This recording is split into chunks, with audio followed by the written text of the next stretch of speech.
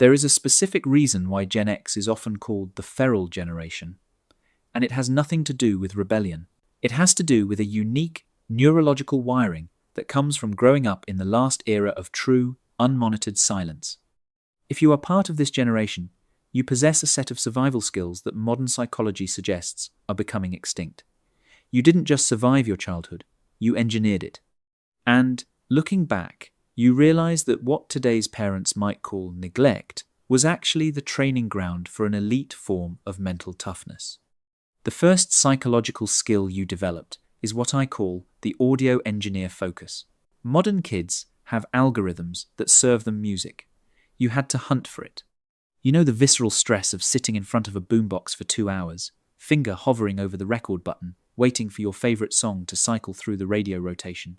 You had one nemesis, the DJ.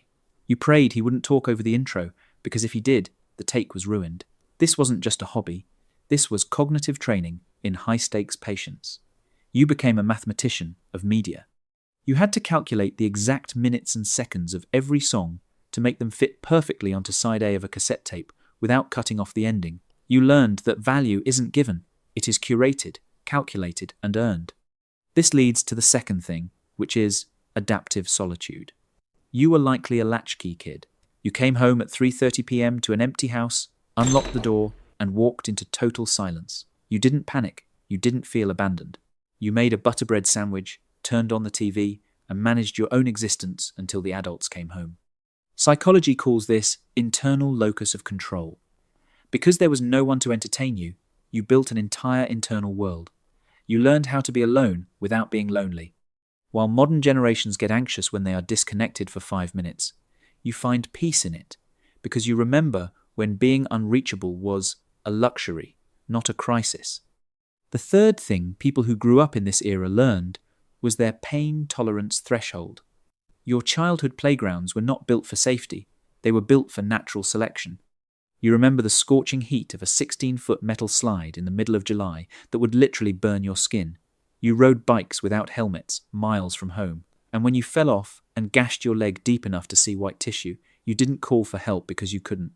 You walked the bike home, you cleaned the wound yourself, you learned that pain was a signal, not an emergency. This exposure to what researchers call safe danger wired your nervous system to remain calm in a crisis. You don't spiral when things go wrong today because you know you can survive the fall. The fourth thing I loved about this generation is their analog social intelligence. Today, privacy is impossible, but you grew up in a world where privacy was physical. If you wanted to talk to your crush or your best friend, you had to drag a 50-foot phone cord into the pantry or the closet just to get away from your parents in the kitchen. You spent your weekends at record stores not just buying but socializing. You didn't have group chats, you had physical gathering spots.